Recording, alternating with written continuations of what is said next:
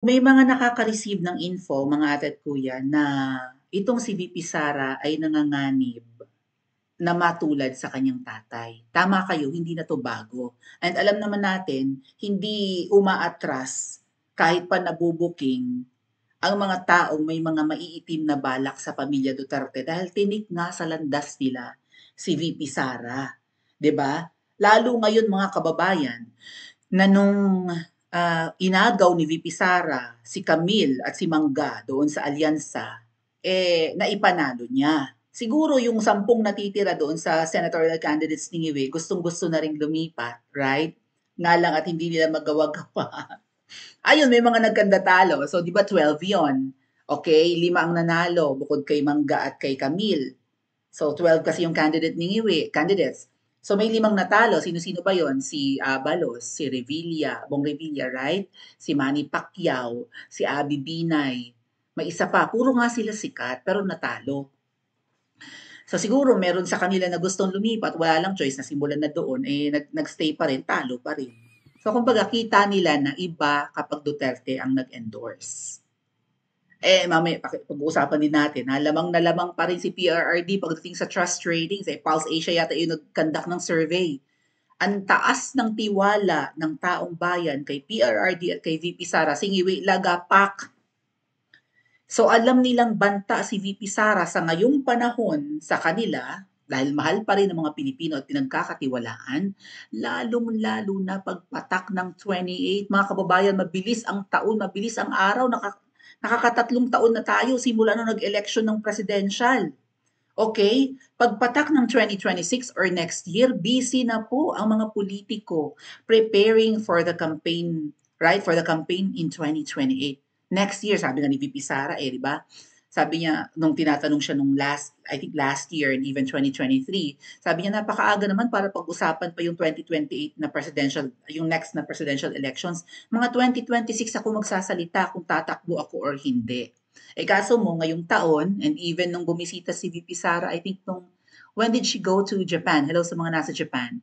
I think pumunta si VP Sara December, no? Una niyang binanggit na balak na, kumbaga, instead na mag-antay si VP Sara, tatakbo siya na mag-antay siya ng 2026 or next year para i-announce na tatakbo siya as president, in-announce na niya in Japan, right?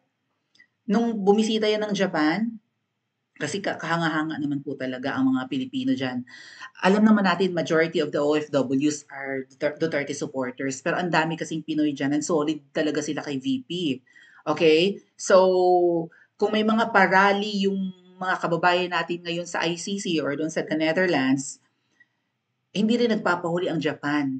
Kumbaga, mahilig din silang mag-rally kasi nga kaya ng kanilang budget kahit paano maganda ang income ng mga Pinoy in Japan. So kaya nila, afford nila, 'di ba? So siguro 'yan yung parang hadlang or gatekeeper ng mga rally in Manila kasi syempre ang mga kababayan natin sa Luzon ay hindi naman lahat, 'di ba? Hindi lahat ay upper class or upper middle. Alam naman natin marami ang working class lang or grassroots lalo na, no, instead of 'di ba magtipon-tipon sa kalsada para ipakita sa Imperial Manila at sa palasyo na eto kami, mga Duterte supporters, hindi namin gusto ang ginagawa, lumayas ka diyan. Hindi magawa ng mga Pinoy na nandiyan sa Luzon, lalo na yan yung mga neighboring provinces of Manila, no, or ng GMA or ng Greater Metro Manila area na, 'di ba, na bumaba sa kalsada, hindi nila magawa dahil nga uunahin na lang nilang magtrabaho at maghanap buhay. Sinabi na rin ni VP Sara yan. So kung hindi nila eliminate ASAP si VP Sara, alam nilang pagdating ng 2028, hindi uubra kahit gaanong pandaraya ang kanilang gawin. 'Di ba? Kasi kitang-kita po in Davao, landslide ang victory ng mga Duterte doon. Ang mga lumaban na Nograles, Diyos ko po, parang tungaw.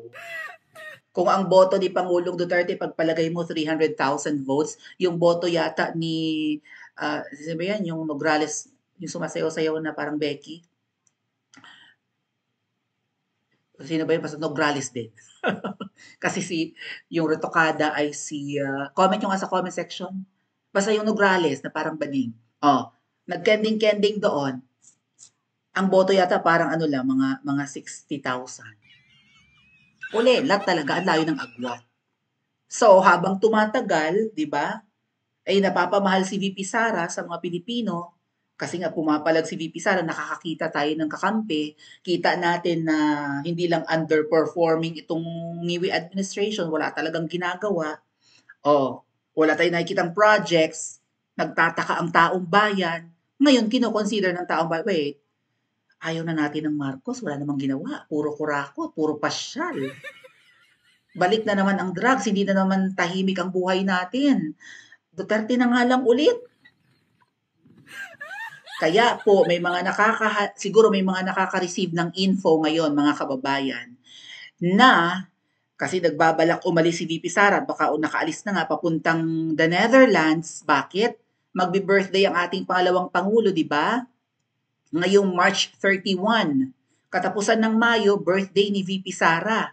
So pupunta siya sa The Hague para doon niya i-celebrate ang kanyang kaarawan. Okay? And of course, para makasama rin yung kanyang tatay. Kasi nga, di ba, nilalakad nila yung kaso. Nga pala, may update dyan ha, baka pala rin din tayo mga kababayan, and I hope mangyari ito na baka makalaya rin ng ating presidente. Okay? Ang dating presidente. So hopefully makalaya nga soon. Pero habang hindi pa, si VP Sara ay pupunta ng the Netherlands sa mga susunod.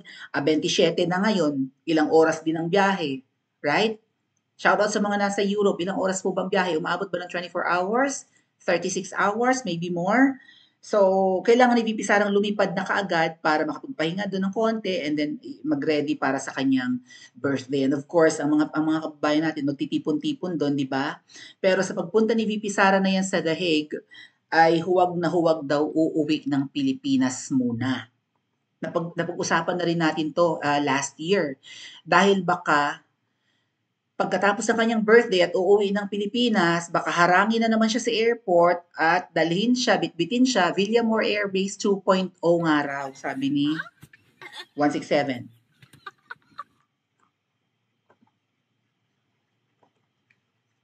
Villamor 2.0. Of course, yung Villamor 1 ay yung ginawa kay PRRD. Pagbaba ng NAIA galing Hong Kong, hinarang na. Abang-abang tayo mga kababayan. Kapag meron na namang movement ng mga pulis, may pag-dineploy na naman yan, kasi gano'n yung nangyari nun eh. Walang naniniwala, di ba? Kasi may mga dineploy na libu-libong pulis even sa Davao Airport, sa Dangoy, right? Francisco Dangoy Airport. Dineploy yung napakaraming pulis, may mga battle gear and whatnot, no? May mga shield pa. Sabi wala balikatan exercise, balikatan ba yun? Something. Right? Ano lang daw yun, practice. Pero ating talaga palang pinaghahandaan nila ang pagbalik ng presidente. Kapag may mga ganyan, mga kababayan, sa unang linggo ng June, kasi syempre, ang birthday ni VP Sara, katapusan ngayong buwan, di ba? Mga June malamang uuwi yan si VP, no? Baka first week. Kapag may mga deployment ng mga police, alam na this. Alright, Carlo Nograles. Yon yung Nograles na talo. Thank you po sa mga sa mga nag-mention. Plus 5 points sa recitation. So, ayan, Villamor 2.0, sabi nga ni Channel 16, paki-subscribe, pinipin ko yung kanyang YouTube channel, mga kababayan, sa comment section. Or Oplan Horus, yung binanggit ko kaninang na-receive ni VP na document na ipinablish din ng periodiko ng isang media sa Pilipinas. So, doon kasi sa Oplan Horus, mga kababayan, doon nakadetalye kung paano nila ipapakidnap si PRRD and then ipapakidnap din si Senator Bato at saka si Senator Bongo and of course si VP Sara. Right? Kasi si VP Sara ay nakalista naman na siya sa listahan ng dapat isuko sa ICC. Nakita ni VP Sara yung listahan eh. Unang-una si PRRD, followed by Senator Bongo, by Bato, and then there's yung mga PNP chief yata in general noon sa Oplan Tokhang, sino pa ba yung mga yon?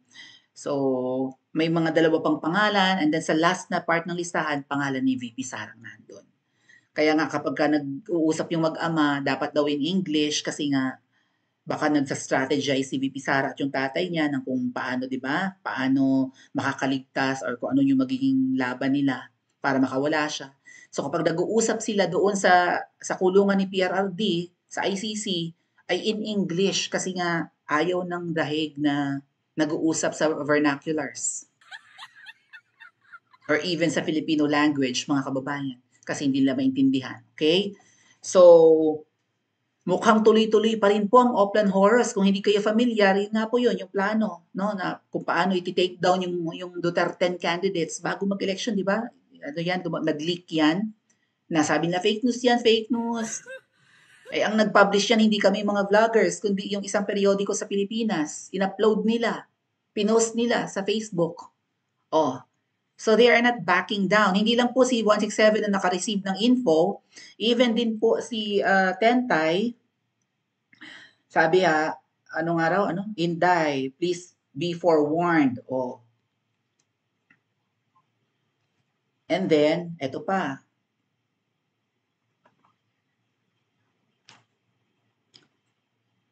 Galing daw, hindi yan. Galing daw sa Bubuwit, mga kababayan. Teka lang ha. Okay.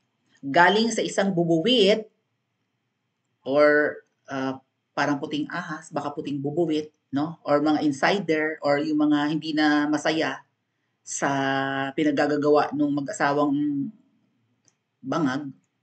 So, nagtitimbre sila ng info. Nililik nila yung info. Maraming ganyan. Hindi lahat mga kababayan ay kayang silawin ng pera. At kahit siguro may perang involved kung mabuti ang kalooban ng isang tao, eh hindi nila kakayanin yung mga kademonyohan ng mga nasa power na ito. Okay? From Bubuwit, dapat bantayan si Inday Sara pagbalik niya from The Hague. So, either nakaalis na si VP Sara for her birthday ngayong katapusan or papaalis pa lang. But, kapag pumunta siya doon, huwag daw munang uuwi. Senator Bato is in The Hague na rin. Siguro magsistay doon si Senator Bato for VP Sara's birthday. Okay? And maybe, mga kababayan, kung ipupush itong Oplan Horrors or itong pagpapakidnap sa tatlo pa, Senator Bato, Senator Bongo, and VP Sara, baka hindi na muna umuwi si Senator Bato ng Pilipinas eh. Right? Kasi balak din siyang ipabitbit. So baka mag-seek ng asylum. And I hope huwag tayong humantong sa ganyan. No? Mukhang gusto nila siyang i-Villamor. Yung ginawa kay PRRD. Like what they did to Tatay Digong. So VP Sara, winarningan ka na, huwag mo itong ipagsawalang bahala. Pero again, mag-isip-isip din kayo, ngiwi, butod, tamba, at lahat ng mga demonyo niyong kakuntsaba, makakaliwa, mga NPA, mga terorista, sindikato, kriminal, nagsama-sama kayo, dilaw, nagsama-sama kayong lahat. Kapag ginawa nyo kay VP Sara ito, na pinakidnap nyo at ipinakulong nyo sa ICC, kay Bato at Bongo, baka hindi pa mag-aklas ang tao eh, pero pag ginawa nyo yan kay VP Sara, good luck. Okay? Babaha ang taong bayan sa kakalsadahan. Okay? Fearless forecast ko yan, mga kababayan. Kahit pa may mananabutahe, kahit pa magtipon-tipon tayo sa kung saan sasabihin, huminahon tayo, huwag kayo magpapabudol. Huminahon tayo, ayaw ng mga Duterte ng ganito, punyeta, nakulong na si VP Sara, hihinahon pa tayo. Huwag na huwag nilang ituloy yan. Kaya lang anong magagawa natin? Alam nating threat sa kanila si VP Sara. Habang papalapit ang 2028, alam nilang malakas na kalaban sa 2028 ang pangalawang Pangulo. Okay? At kung hindi nila kayang i-impeach, maybe ang kanilang plan B ay ang ipakulong ang Vice President. Ano sa tingin nyo? Pa-comment po sa comment section at mag-like and subscribe din po kayo.